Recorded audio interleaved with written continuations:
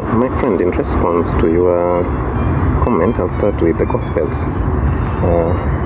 2 Corinthians 12, you hear Paul talking of be ascending to third heaven, whether in body or not. He didn't know, but he ascended. He knew someone who ascended to the third heavens. In the third heavens, he saw paradise. So on that note, you should be aware that there are 10 heavens above. The 10 heavens above, just like the 10 commandments, and we on earth are somewhere here.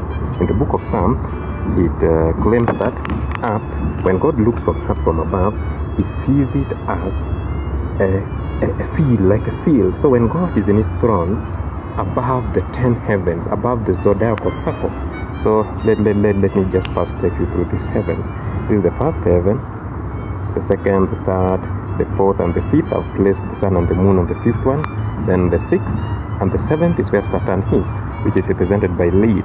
Then on top of the heavens, there are the stars, the constellations, the 12 zodiac signs, and other stars. Then on top of them, there's a star known as the polar star. If you read the book of Isaiah 14, from verse, just read it as you move down, but it's a very famous verse. It states that, how far have you fallen, O you Lucifer? You had seen it in your heart that you raise your throne above the thrones of God, and you will ascend above the star in the north, in a place of congregation in the north. The place of congregation in the north is Polaris.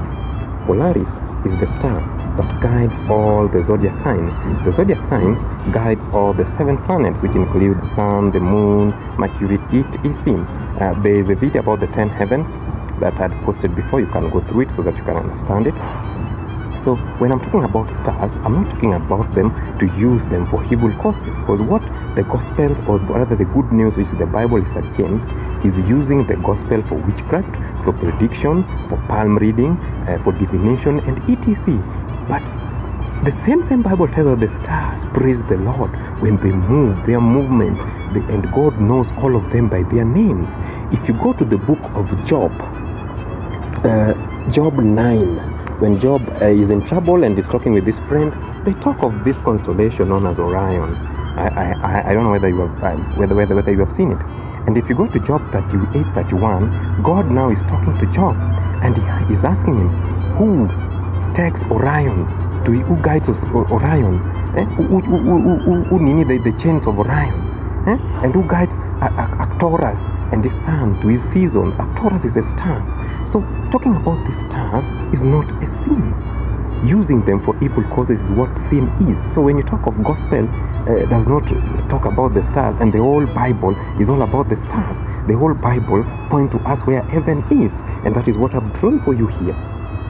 When you read the Bible very carefully, you will know where the heaven is. The heaven is in the north, the place of congregation, where Lucifer wanted to take his throne. There is the star known as Polaris.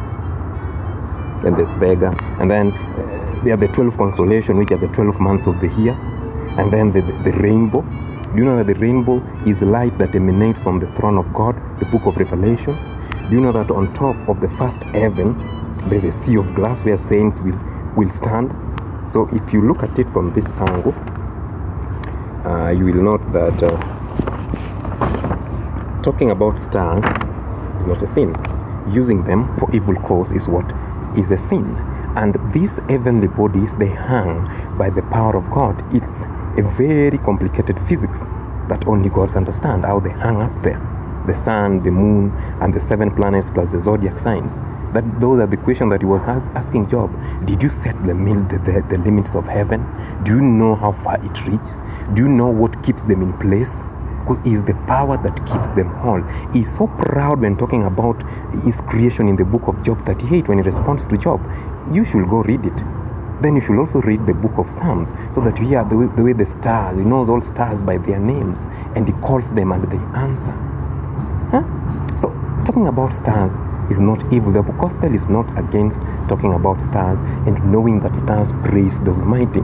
The gospel is against using stars for divination, using stars for magic, using stars to favor yourself against other people. That is what God wants. But the same stars is what Moses used to know the days. You will hear on the first day of the moon, on the 14th day of the moon. What is a moon? Moon is a luminary in the sky. They were using it.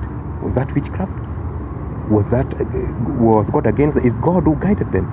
Even Jesus, when they were preparing for the Passover is on the 14th day of the moon. That is what Jesus was observing. So I'm so shocked when you are telling me the gospel is against the stars, but the gospel is all about the stars, the 12 zodiac signs, the 12 disciples of Jesus, the 12 sons of Jacob, the 7 days of the week, the 7 planets. My friend, you should read your Bible very carefully and underline. Then you'll understand that I'm not against you, that we are just together in this.